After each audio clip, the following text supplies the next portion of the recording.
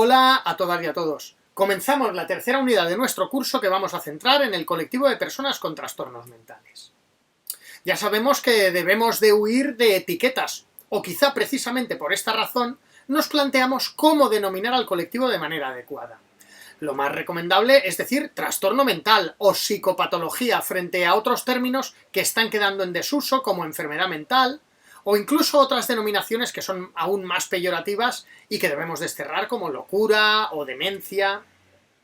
Este colectivo está fuertemente arraigado a nuestra sociedad. En primer lugar, porque son muchas las personas que pueden padecer algún tipo de trastorno a lo largo de su vida, bien de forma transitoria o bien permanente. Además, hay que tener claro que en muchas ocasiones los trastornos pueden ser generados por las propias dinámicas de la sociedad, teniendo en cuenta el modo de vida estresante y la competitividad muchas veces absurda a la que nos enfrentamos a diario. Y esta importante presencia de los trastornos mentales condiciona el modo de vida de las personas que los sufren y afecta por lo tanto a la adaptación al contexto social de estas personas. ¿Por qué? Pues en primer lugar, porque los trastornos mentales pueden afectar a actividades vitales, como el razonamiento, el comportamiento o el propio reconocimiento de la realidad. Pero además a ello se le añade el estigma que se puede asociar a una situación de trastorno mental. Y esto, ahora lo veremos, puede ser aún más pernicioso que las propias alteraciones físicas o mentales, porque genera un rechazo social que puede desembocar en aislamiento. Bueno, pues debemos saber que este estigma del que hablaba es injusto, pues está provocado por falsas creencias y a veces, aunque son falsas, están muy arraigadas, como que las personas con trastornos mentales son muy agresivas, o que es imposible que estas personas puedan vivir en sociedad. Bueno, pues como integradoras e integradores sociales tenemos la obligación de demostrar que estas creencias son falsas. Dando a conocer la realidad de los trastornos, demostraremos que muchas de las personas que los sufren son muy capaces de afrontar la vida cotidiana, aunque sea con las ayudas necesarias, y para ello es importante conocer los diferentes trastornos, no para etiquetarles, ya lo decía antes, sino para intervenir de manera lo más adecuada posible sobre cada necesidad. Las personas con trastornos mentales, bien por el apoyo familiar, o bien si están bien atendidas por la propia sociedad, pueden llegar a alcanzar una calidad de vida más que aceptable. Pero como integradoras e integradoras sociales debemos saber que también es posible que no vaya a ser así, que no sea así, y que estas personas puedan quedar excluidas. Va a depender, por lo tanto, de algunas variables, tanto variables personales como del propio contexto en el que se desenvuelve la persona, que ésta esté excluida o no.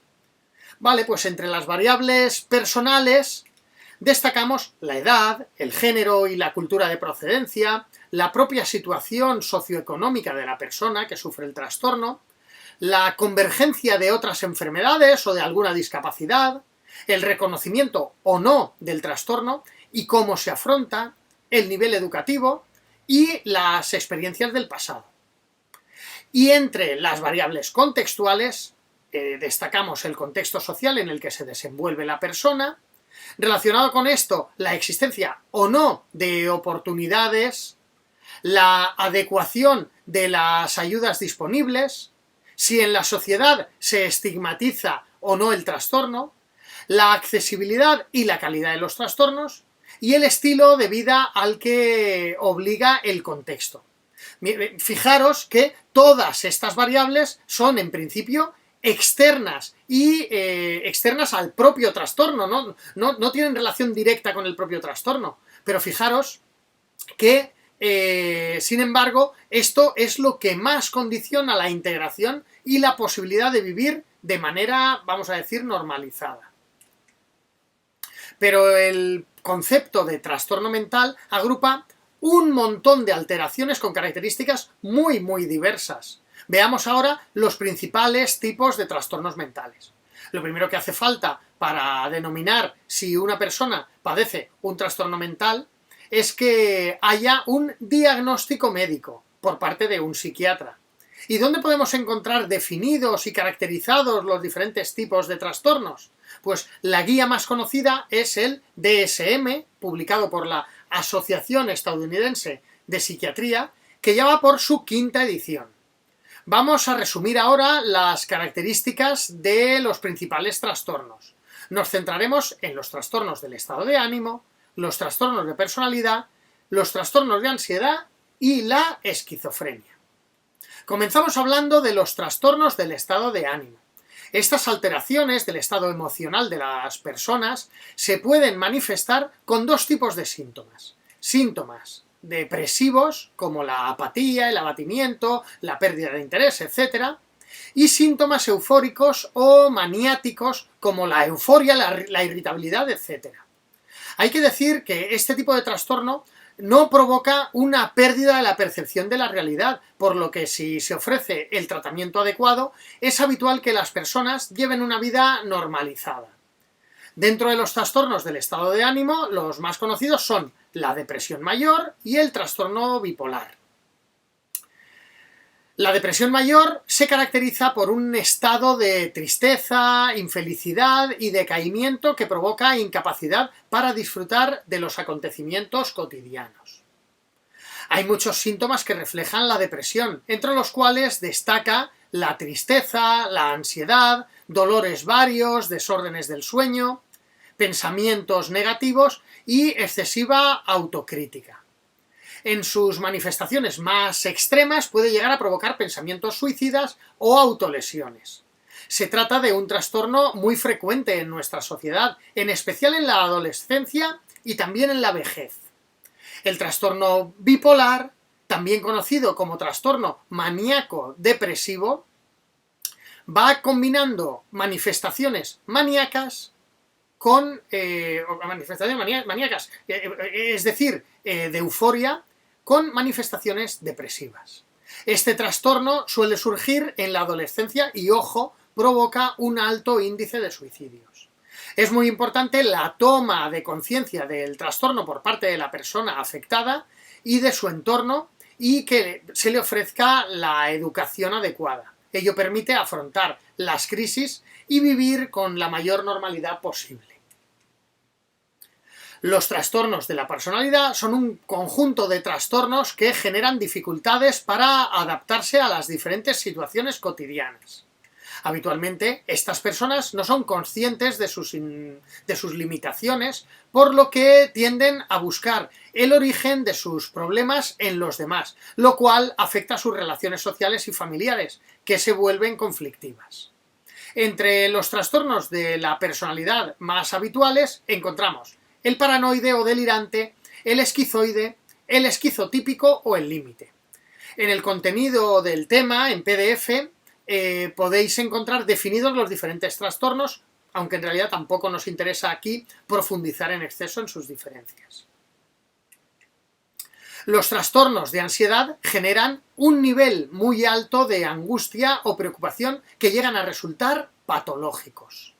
Aunque pueden ser trastornos transitorios, si no se ofrecen los tratamientos adecuados, pueden prolongarse en el tiempo afectando a la vida cotidiana. Por lo tanto, es importante el tratamiento para la adecuada integración de la persona. En ocasiones son desencadenados por un suceso traumático, una separación, una muerte o algún accidente, por lo que la superación del suceso ayudará a la desaparición del trastorno.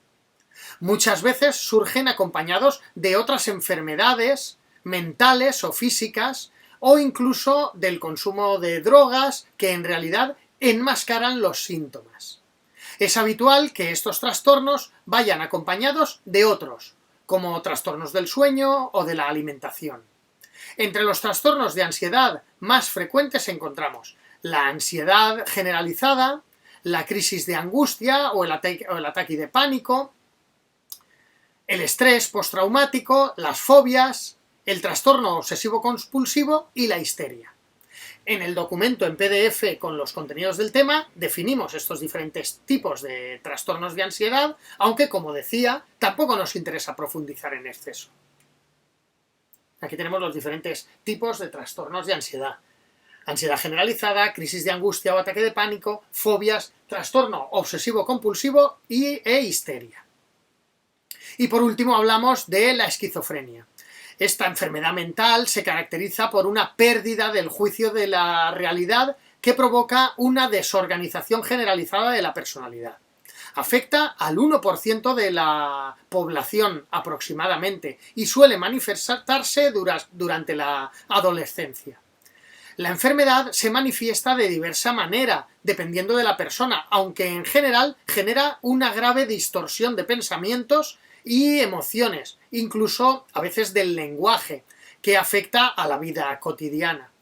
Entre los tipos de esquizofrenia más habituales destacamos el paranoide, la esquizofrenia desorganizada, catatónica, indiferenciada y residual. Echad un vistazo a esta parte del tema con las características de cada uno de los tipos. Y hasta aquí esta primera parte de la unidad 3. Espero que os resulte interesante, lo seguiremos trabajando estos contenidos. ¡Mucho ánimo!